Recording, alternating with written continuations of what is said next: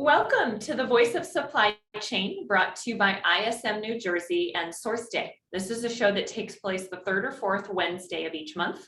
The purpose of the show is to tell the stories of people in procurement and supply chain doing extraordinary things. I'm your host, Sarah Scudder. I am in a new role now, so first time you're probably hearing SourceDay on the show. I'm now overseeing marketing for SourceDay. We automate purchase order changes and enable supplier collaboration for manufacturers, distributors, CPG brands, and retailers. If you want to talk more about women in ERP or what's happening in the manufacturing world, you can connect with me on LinkedIn and follow my hashtags Women in ERP and Manufacturing Maven. Today, our guest is Zhang, co-founder and co-CEO at ETCH Sourcing. Jane and I have been friends, for several years now. I think we actually met at a SIG conference. And so really excited to have her on the show. I think she has tremendous energy, but also a really unique perspective about sourcing and what it means to be an entrepreneur. This show is meant to be interactive, so do not be shy about sharing your thoughts in the chat and Q&A at the bottom. So feel free to use those throughout, and I'll be making sure to monitor and ask questions as they come in as well. So with that, Jane, I want to start off all of my interviews I do going back to childhood days. So tell me about a favorite childhood memory. Favorite childhood memory. Well, first of all, thank you so much for having me, Sarah and Kathy as well. And big thank you to both ISM New Jersey and also SourceDay as well for having me on the show. It's fantastic to be here. Favorite childhood memory, I'd say it's a funny one now because I am the Canadian who hates the winter. But it was when I first moved to Canada, that first, I think I was about 6.5, 7 when I first moved to Canada and experiencing the first snowfall. That was really cool back then.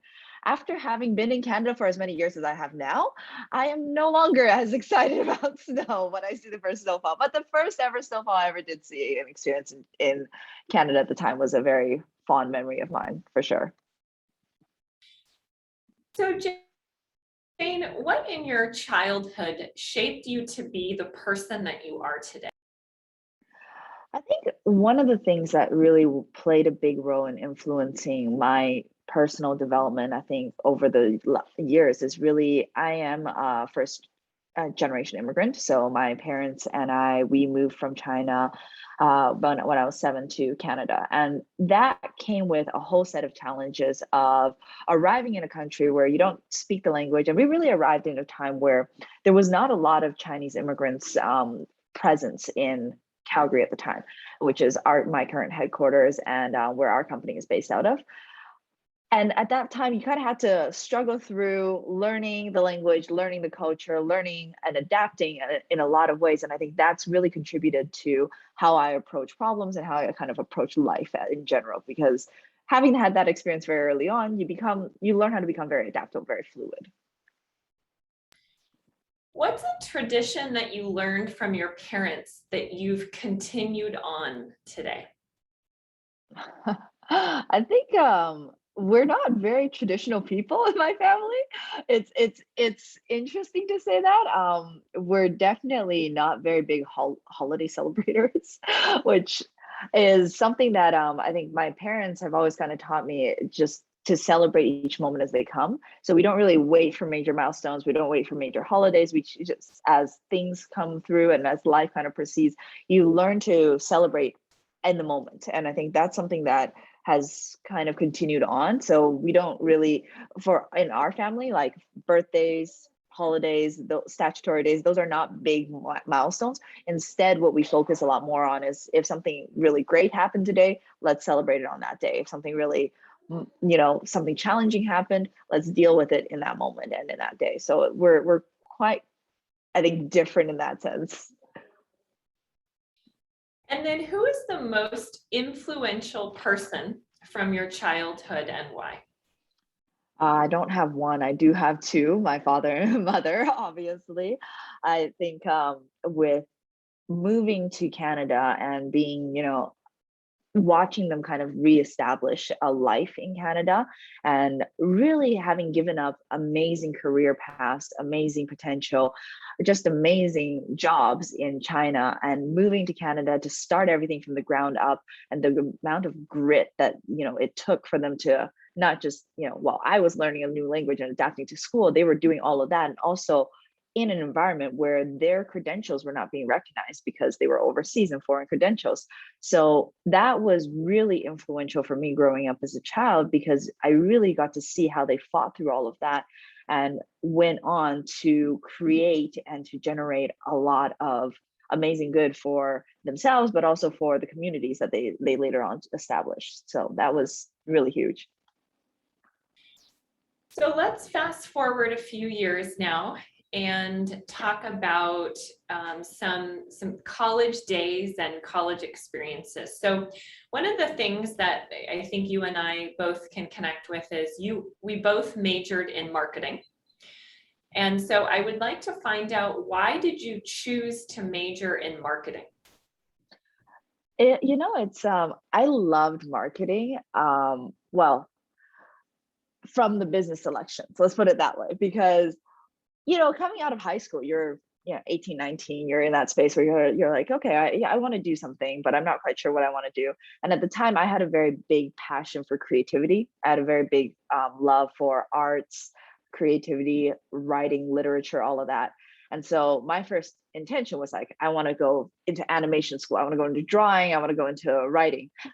And, rightly so, my mother convinced me that we probably wanted to focus a little bit more on something that would be more broadly applicable. And so we looked into business, and marketing was something that always drew me right away because of how it really applied creativity. It was very much applied creativity, applied art, design, and also with a layer of psychology. So that's actually what drew me to marketing.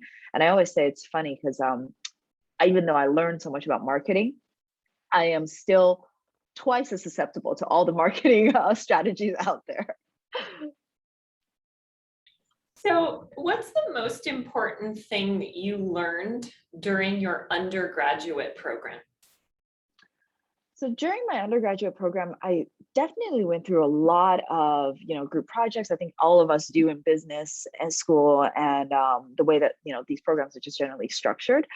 I think one of the best quotes I ever had from one of my professors back in the undergrad, and it was during a marketing research, it was during a marketing research class, and it was just around the fact that people are fundamentally, when you're trying to get information out of people, you want to design things as simple as possible. And so that was something that I learned during market research, because when we think about, we want to understand the market, and similarly in the roles that we do now today, when we're looking at procurement process design, we're conducting interviews, and we fundamentally tried a lot of times we try to overcomplicate things, and we try to ask people for all these large scale definitions, interviews, all of this stuff. Whereas fundamentally, when you're looking at gathering that information, the simpler you design something when you go to gather and ask these questions. And that's why I love the way that your questions are designed, Sarah, because they are very simple and they are direct. And being able to really capture that for people, I think is one of the best lessons I learned during my undergraduate program. Perceived worst advice received in college that has turned into useful advice? Oh, that's an interesting one. That's a hard one. I think it's back in college. I mean, I was always one of those very keen students. I'll put it that way. Maintaining a very strong GPA at the time was very much a priority focus for me. And at the time, I think there was advice that, hey, look into other areas, look beyond just academics and all of those things. And at the time it was like, okay, well, yes, but also, as a student, my first priority should be to maintain my grades. And I think over time, having adopted that in a lot of my extracurriculars and really expanded that within my undergrad and then into my graduate program, so on and so forth, that's really been a great advice, because you really out of that, you really get to experience all the sorts of different dimensions and really leverage your status during college as a college student, and to really be able to open a lot of doors and have experiences that I probably otherwise wouldn't have been able to have. What did you think you wanted to do after graduation? Go to Japan. That was a simple answer. I had studied Japanese for, I think, 2.5 years, and had this idea that I was going to go to Japan and teach English at the time. Yeah, don't quiz me on my Japanese anymore. It's completely gone. It's completely gone. I might be able to order a dish or two, or a glass of sake at a restaurant, but right now, that was one of the things after graduation. I was like, wow, that would be great to just take out some time and just go to Japan, teach English, and just,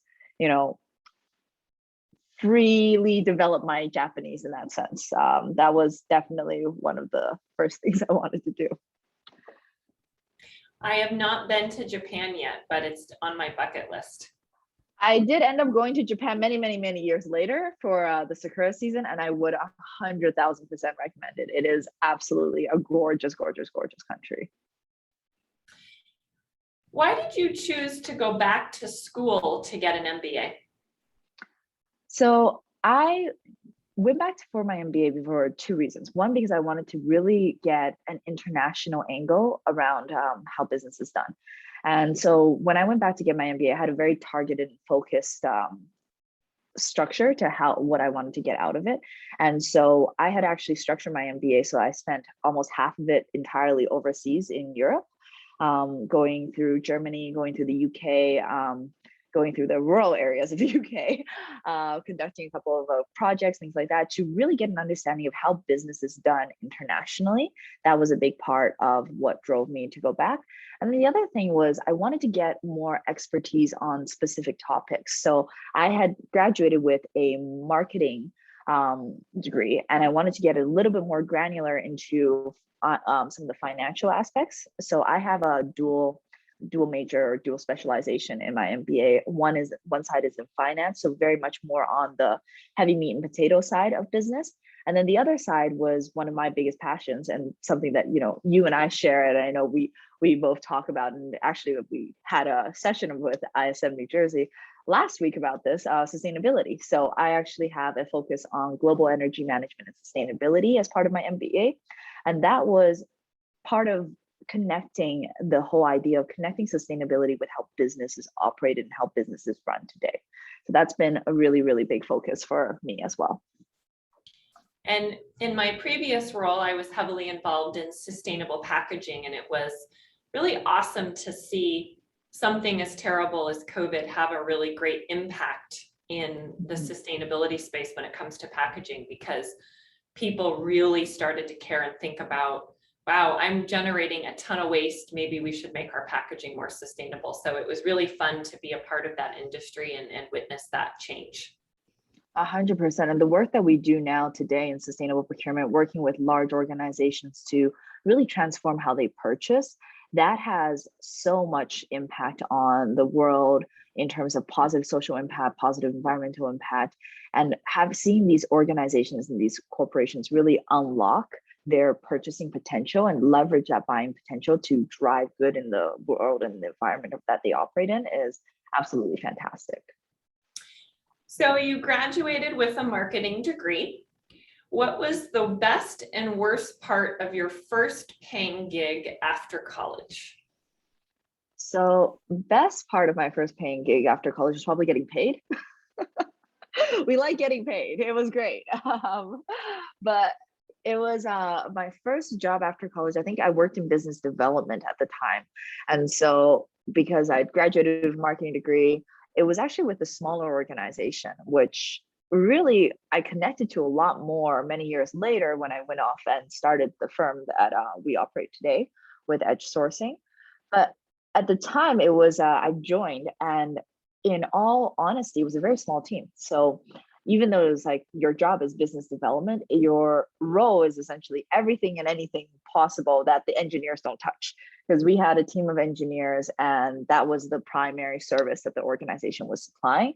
Everything else that was non-engineering, that was business related, fell into my bucket. So essentially, that was actually I think simultaneously the best and worst part. The worst part was like, that was a lot of things at once for somebody who just graduated that I had to learn very, very quickly. The best part of it was I got to see how a business is run on, even though it was a smaller business, on all the different layers of complexity, all the different sides of the operations, and really push myself a little bit further than I think I would have if I had just gotten a very structured role within a corporation right away. I think what it forced me to do was become very self-sufficient in learning, in establishing a lot of my skills, my capabilities, finding sources of information that did not come to me naturally. There was no guidebook for how do you do certain operations because our founder was an engineer. So, if we wanted to redesign a website, we wanted to build a marketing strategy, there was no guidebook that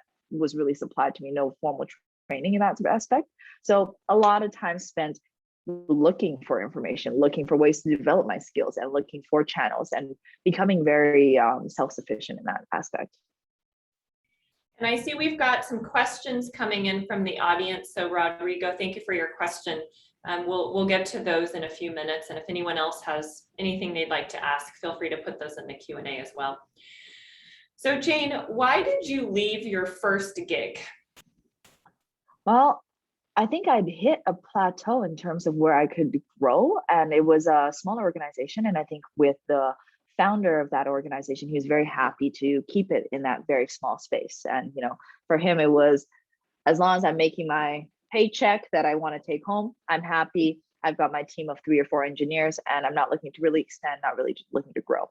And it was an amazing first role to really grow as as my skill sets. But once you get to a certain point, and it was after about a year and a half that I was in that role, I kind of gone through the full gauntlet, and we'd explored a lot of these things, and an opportunity had opened up within a large corporation that was focused around business architecture. And so really designing the connections between how bigger teams would operate with each other. And that just really fascinated me, because I was going from an environment where there was basically 3 or 4 individuals in a very close office. So communication was never an issue. Alignment was never an issue, to now we're jumping roles and we're going into an environment where it's a big corporation, and there is a whole team that is being built dedicated towards getting engineering and business to talk to each other, which was a very interesting concept. And I love that part of, understanding the whys behind where the gaps were occurring, and then building the right blocks so that we could actually close those gaps. And that was what kind of pulled me away from that first gig. And then tell us your getting into, or as I like to say, falling into procurement story. I love that. And it's so true, right? With so many of us in the industry, we talk about it. It's like, I was saying the other day to one of the area chairs at the post-secondary that we've taught at for 3 years now, that it's so fascinating that there's now a supply chain and procurement is really coming to the forefront in business schools. Like, that was never a consideration of mine when I was doing my undergraduate degree. It just never even crossed my mind to say, okay, you know what, I'm going to study supply chain, I'm going to study procurement. It just never crossed my mind, because you had your big 3. It was like marketing, finance, and accounting. That's what you studied when you went to business school at the time. But now, if you actually look at some of these post-secondaries, and especially the one that I was chatting with the area chair on, they have like marketing, I believe, and then finance. And then right now it's actually procurement. So procurement and supply chain, that's actually one of the top 3 areas that new generation talent is actually focusing in on, which is super cool to me, because that was not what I studied. I very much fell into procurement. I think the more I talk to my peers in the industry, a lot of us just kind of fell into it as well. So how I kind of discover procurement in that sense, our organization, and it was a big corporation. I'm sure this is going to sound very familiar to a lot of big corporations, and maybe to a lot of our participants. It was a big corp that had been operating for many, many years on handshake agreements and very, light procurement processes. Procurement run off this edge of the desk by engineering or by operations or whoever was buying whatever. You had no really supplier lifecycle management, you had no quality assurance, none of those pieces were really there. No centralized strategy that would bring together all of the data and intelligence and really allow the organization to leverage a lot of the buying power that they were actually in charge of.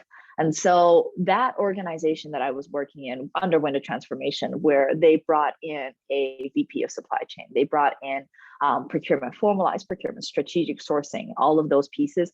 They started to go through that transformation. What that resulted in is one day I was sitting at my desk and one of my engineers comes over and he goes, "Jane, there's a bunch of guys in suits and they want to stop my new product development process because they want to run an RFP, but I already did an RFP and I know exactly what I'm going with. So can you go talk to them?"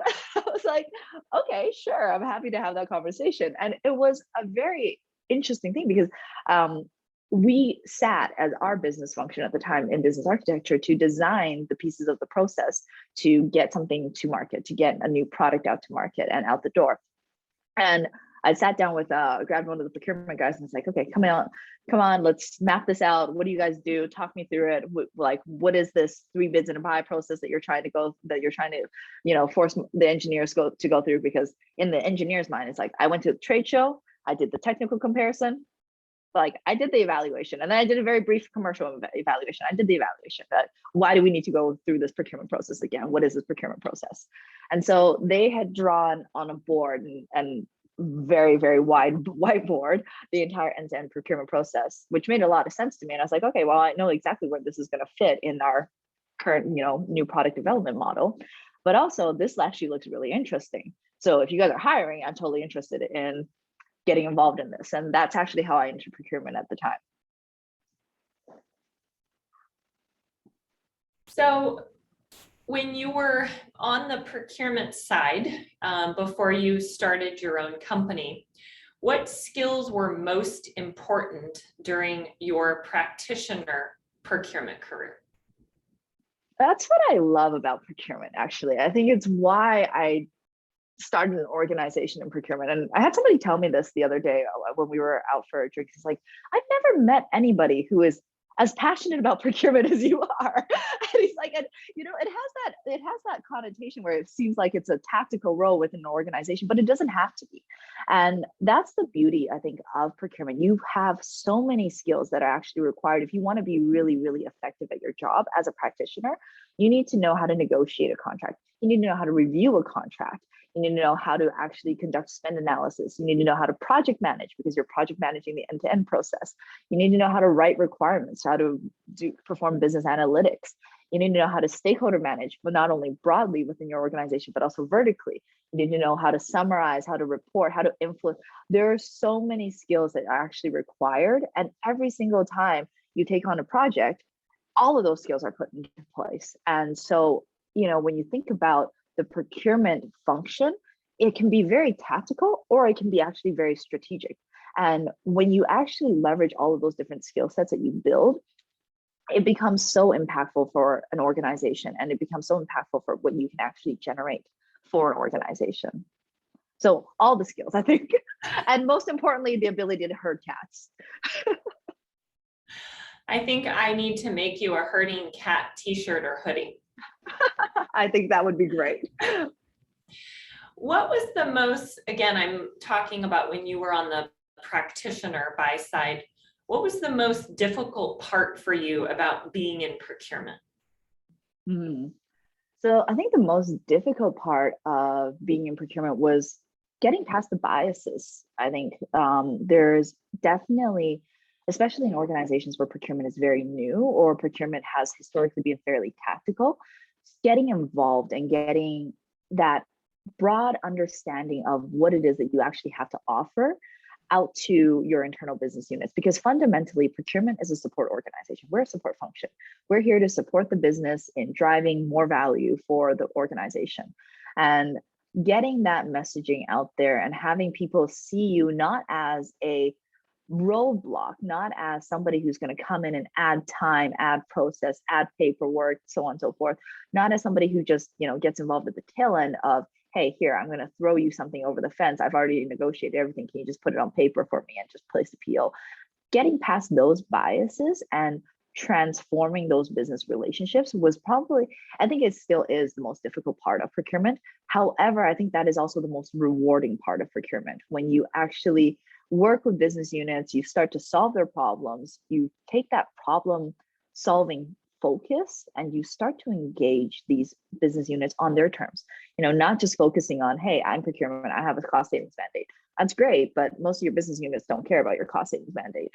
What they care about is, are my suppliers going to pick up the phone?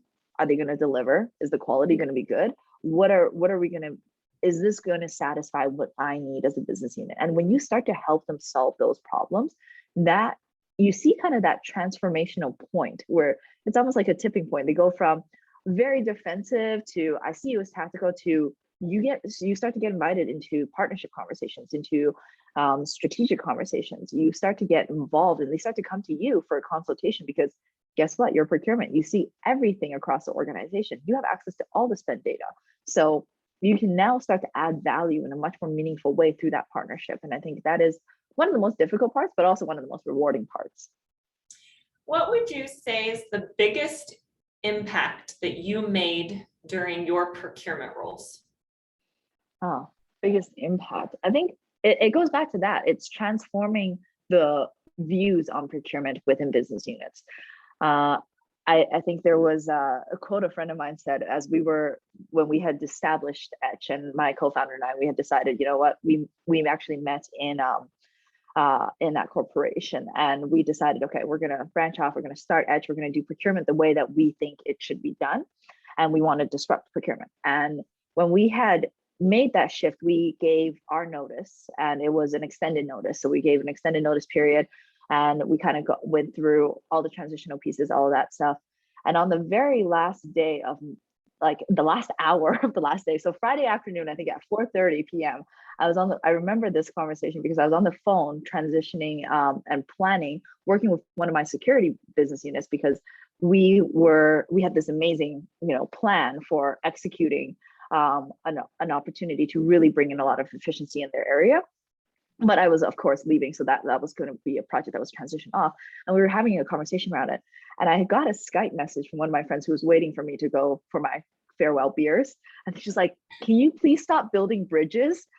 You are literally clocking out in like the next 2 minutes. She's like, you are building bridges on the Friday afternoon before you leave. And I think that was probably the biggest impact. And I like to think that was the biggest impact that I had during that time, is establishing those relationships, establishing those foundational changes of perspective, how procurement is viewed and how procurement is collaborated with within the organization.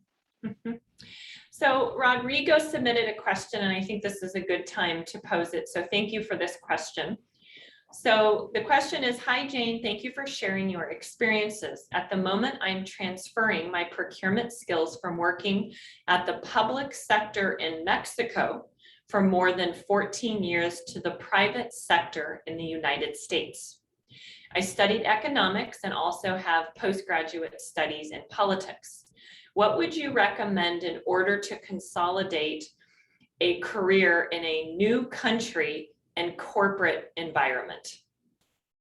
Absolutely. It's a fantastic question. And I think in the roles that we do today, we work with corporations that have global operations. And we'll go from, working with a client that is US based to working with a client that is, China owned. And you have all the different cultural changes, you have all the different corporate changes as well.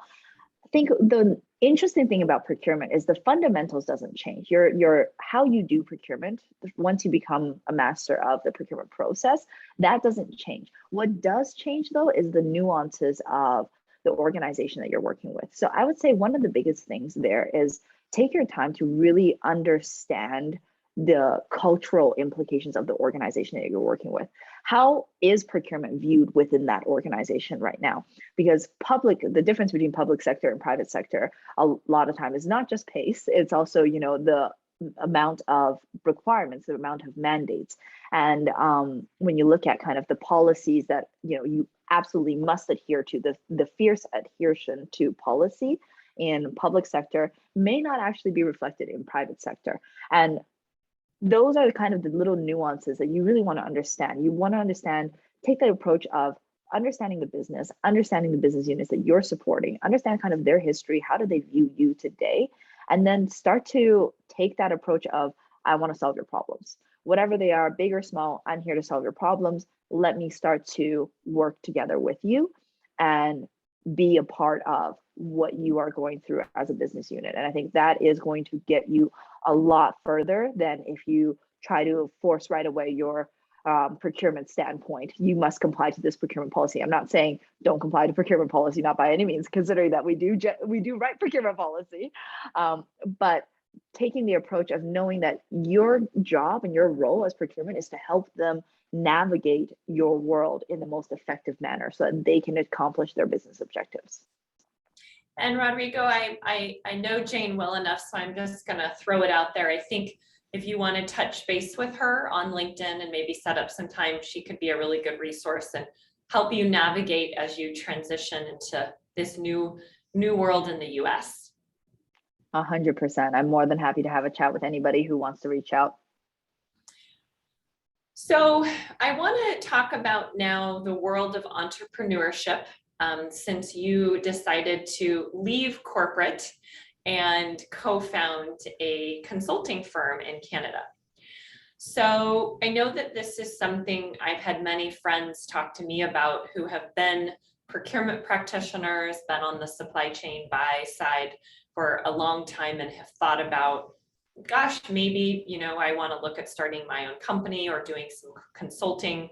And there's a lot of uncertainty. And I think it can be very scary to people to leave a very, what I would call more structured environment into something that's completely unknown and can be very scary and challenging.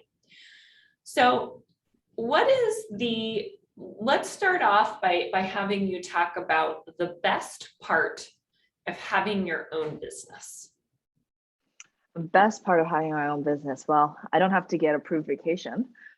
Nobody approves my vacation. But on the flip side, I keep saying nobody approves my vacation, but nobody gives me vacation either because I work for myself. So you have that desire. If you have that desire to push forward, I find that a lot of times you actually end up spending more time than you would and working a lot harder than you would in a corporation. Even if you are a high performer in a corporation, that's kind of just how it kind of evolves.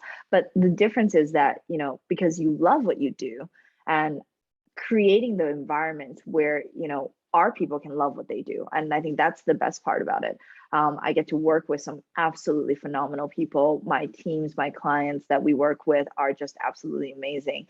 And creating the environment that kind of enables our team members to be able to grow, to be able to enjoy what they do and really fully expand and, watching their journeys unfold is super, super rewarding. So now I'm going to flip side it, and I've worked in startups my entire career, so I know that it is not all pretty. What is the worst part of having your own business? Worst part of having my own business? Well, I think initially to start, it's definitely challenging. You have to be prepared for the fact that you're going to lose a lot of those nice, cushy safety cushions from a corporate standpoint. You lose a lot of those comfortable perks, I'll call them. They definitely go away. But then seeing the organization grow and then growing your organization to the point where you can start to bring a lot of that back, I think that's super rewarding. But definitely the worst, I wouldn't even call it the worst part, but the most challenging part is the start. It's definitely the start. It's the first, 2-3 months where you're sitting there, you're like, oh my goodness, all right, like day 2 after we quit and started the company, we're sitting there at a cafe, and I remember looking at my business partner, we're like, okay, so now what? And building that unknown is super exciting, but also knowing that at that point in time, we have no fixed income at all whatsoever, and it's up to you to bring all of that in. It's up to you to grow that, and as you continue to grow the organization and people join, it's amazing to see how fast and how far you can go with, people who really want to share in that journey with you. And I think that's pretty fantastic. What's the most important entrepreneurial failure that has made you a better leader and business owner? Entrepreneurial failure. I think every failure is, this is going to sound so cheesy. I'm like, I feel like I'm gonna be like quoting a motivational poster, but it actually is true. It's like every failure is an opportunity to learn. Understanding, and you can say that, you can see that on a poster. You're gonna, there's probably people who write motivational speeches about that very concept, but I think living it and embracing it is a totally different thing. Because the entrepreneurial journey is like, your highs are super high, your lows are super low. And there's been moments where, you've been chasing a client, you thought you were finally going to get that like awesome thing, and then everything changes, org structure changes, something changes, budget disappears, whatever changes, and now you're back on that like very low point.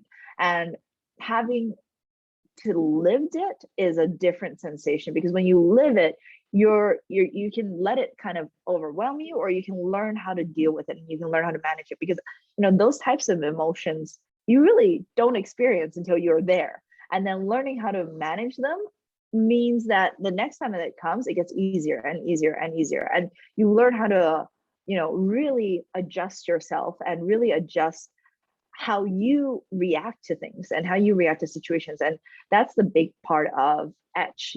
We have an amazing team of people, but fundamentally we need to be strong cores for our people, and learning how to manage my emotions through all of that roller coaster craziness is absolutely one of the best things that I've learned.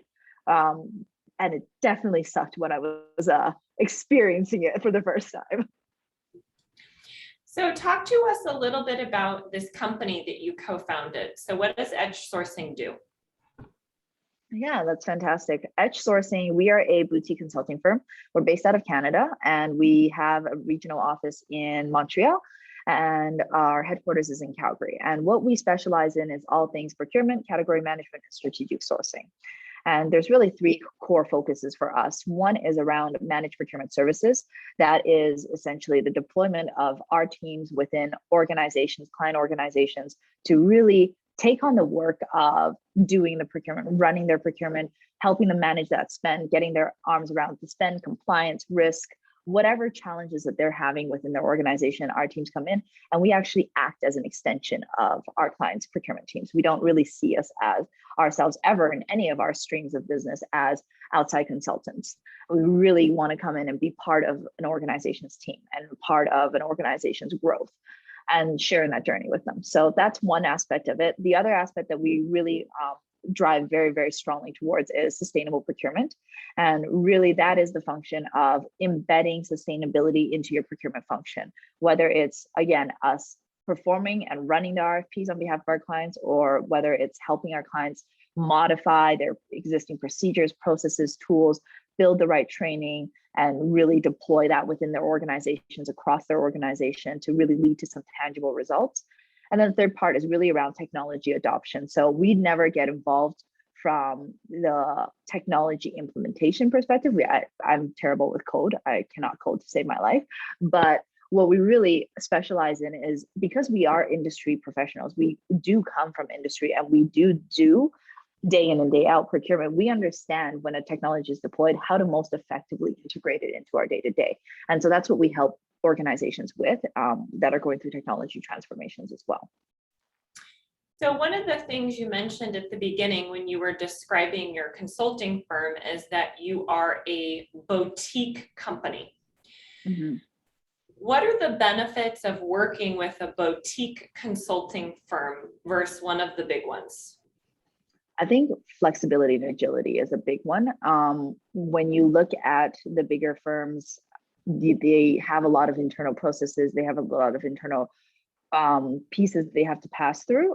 For us, we always try to empower our team. So if it feels like the right thing to do, let's do it. And when we work with our clients, we are not bound to very specific, I'll call it, frameworks that exist in our processes. And so it allows us to be very adaptable, and it allows us to react very quickly, and it allows us to adjust how we work with our clients very quickly. So I mean, one of the things that we pride ourselves on a lot is when you work with us, you rarely ever see a change order.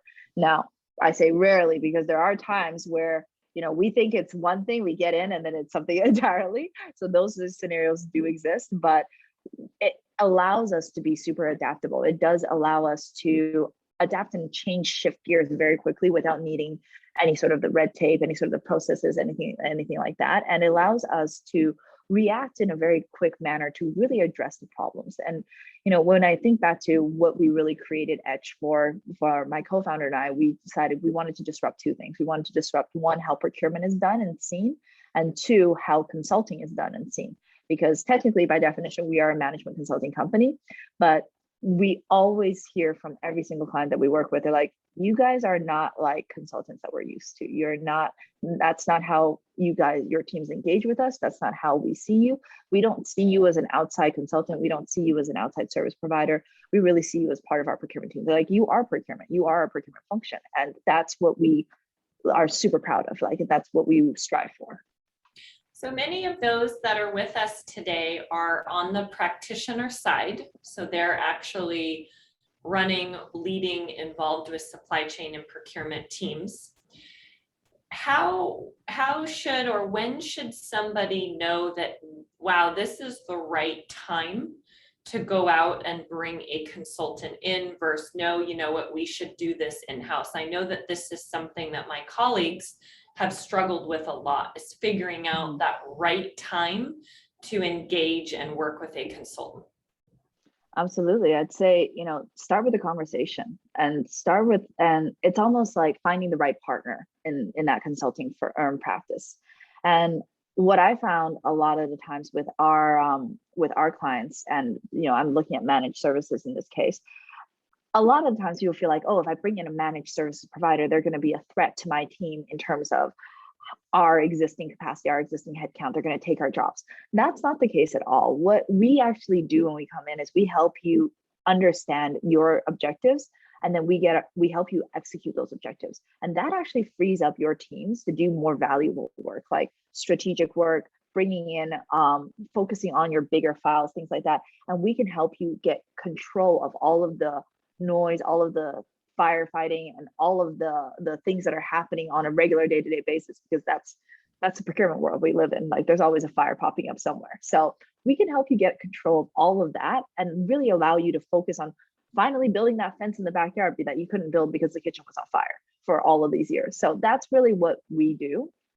And I would say, from a timing perspective, just start the conversation. Start the conversation with an organization that you feel like resonates with you, and start to explore those problems. Like, these are the challenges that I deal with.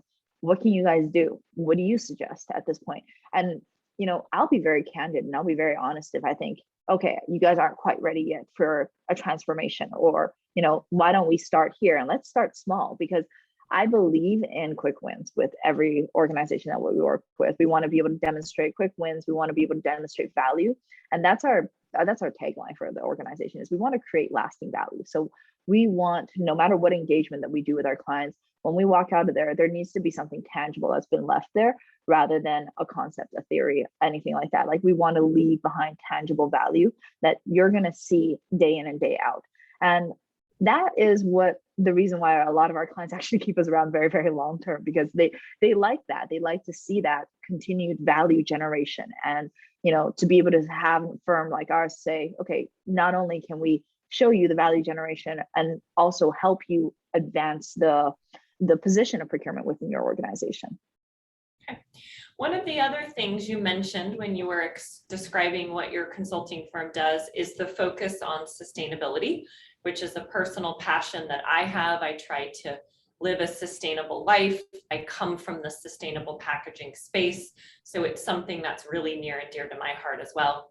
But there's a lot of organizations out there that don't even know where to get started on this whole sustainable journey, and sometimes it can be really overwhelming, given everything else they have on their plate, to even have to think about or comprehend how to incorporate and build out a sustainable program. So what do you recommend for procurement leaders to do to just get started with sustainable sourcing? I would say, it encouraged people to get creative. I mean, that's the first thing and first and foremost. With sustainable sourcing, it's what I think is considered very addictive. Once you kind of do it and you kind of start it and you run an initiative in it, you're like, this is awesome. Not only did I save the company, $30 million in a year, I also actually reduced landfill waste by, 10,000 tons a month. That's super win. Like that's like the really good feeling that you want your people to have. And that's where you're going to get the engagement. You're going to get the talent retention. You're going to get the talent development out of an organization. So when procurement leaders are looking to get started on sustainable sourcing, I think just start to have the conversation from a cultural change perspective, because a lot of the times procurement people don't even feel like they're empowered to take that position to say, hey, you know what? I know I'm looking at a contract renewal, but I can actually look at this a little bit differently from another lens. And we have put out a lot of resources that are completely open, free to use, all of that, to help organizations get inspired. And it's really something as simple as, looking at your data center storage costs, like storage contract. Are you putting in place energy management? How do you start to put in place energy management and from a step-by-step process? And how do you measure your impact at the end of it? I think these are the ideas themselves might seem super simple, but sometimes it's just getting that little spark in someone's mind and having them say, okay, you know what? This could work. I think this could work. I have a contract coming up for data center management.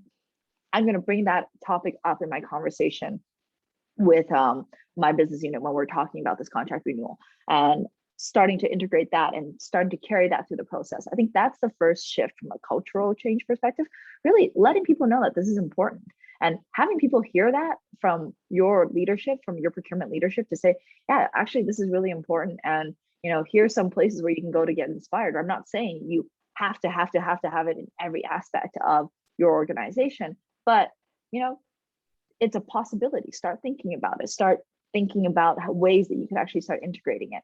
And that kind of gets you started. And then you go undergo this journey, and it is a journey. It's absolutely a journey that we love seeing organizations undergo, where you start to become more mature in how you adapt it. And it becomes part of how you do business, and it becomes integrated into your day-to-day procurement. So it's not just here's procurement and then here's sustainable procurement. It's just here's procurement and sustainability is embedded in it. And that's just part of how we operate. And that's where you get very, very truly powerful results out of sustainability. Now, you also launched a free resource this year to help procurement practitioners with sustainability initiatives. Mm-hmm. Where can people go to find that resource? And maybe also be useful to drop that in the chat as well. But I think it's something that can be really useful to people, and it's at no cost to go in and get some resources and ideas. Absolutely. So if you go on our website, and I will actually drop the link to this at the end of the webinar, but if you go on our website under the community tab, we actually have created a sustainable procurement database. And this is a database that we created that has currently, I think, upwards of 50, maybe 60 different ideas, collections of ideas that map categories of spend and areas of spend to UN SDGs and impact areas for sustainability. And it carries, and for each of these ideas, we have actually built out a roadmap for how organizations can implement the idea. And it comes with a level of effort assessment, whether it's like quick, simple win, or you're talking, you need to engage a lot more people, you need to get a lot more buy-in from your organization to be able to implement some of these ideas.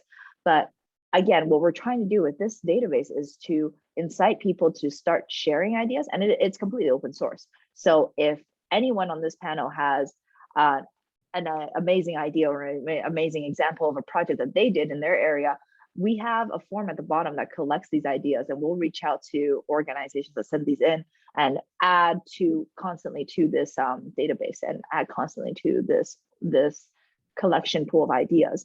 And so, yeah, that's something that any organization can just go to get inspired. And like I said, as soon as you have that little spark in your mind of, oh, you know what, I could actually start to build this in. And the first time you run it, it becomes super addictive. People just want to do more and more of it. Mm-hmm. What are your thoughts on AI and how it is impacting procurement? So for AI, I think where it needs to be leveraged like every other tool. And procurement tools, we've seen such an influx actually of procurement tools, which is, again, stellar to hear and stellar to see, because it means that we are getting traction as an industry and we're getting recognition, and people want to build tools for us. People want to go to school and study procurement, and that's fantastic to see. But it is fundamentally a tool, and AI is a smarter, more intelligent tool that's going to bring in more efficiency in how we currently do things. But a tool is just a tool. It has to come with the right processes. It has to come with the right procedures to help people use the tool. And again, the world's best hammer is, moot for, it doesn't create any value if it's in the wrong hands or if it's being swung the right way. So that's really my perspective on AI and tools. It can be an amazing, amazing force in the right hands with the right guidance on how to use it. But at the same time, do not expect AI to solve your procurement challenges. You're still going to need to develop out your procurement talent. That is still the central point, and people are going to be the core of your procurement foundations. What has surprised you this most in supply chain or procurement? How much I would love it. I think it's definitely how much I would love it. I did not go into procurement thinking that this was going to be a forever role. And I did not go into procurement thinking I was going to start a business in procurement. Before I started with procurement, I think I've always kind of gone through these cycles within my professional career where I would get very good at something, then I move into something else, go into another skill set. But what surprised me the most about procurement was how varied it is, and how at the same time you can build your core skill sets to become very, very strong in it. Your challenges are still going to change. Your contracts change, your fires change. We've dealt with everything from very tactical contracts to multi-million-dollar audits to trying to resolve highly confidential and negotiate non-existent tangibles into a massive contract. So these challenges change constantly. The tools and the skills that you're applying are constantly maturing, but the challenges that you're faced with are ever changing. And I think that was definitely a very pleasant surprise for me. Before we go into my closing random, I call my Spitfire round, I want to talk a little bit about supplier management. I know this is something that has become really a focal point with all the supply chain disruption this year. What do you think are some basic tips that procurement professionals should know or that they can work on to help better manage and foster relationships with suppliers?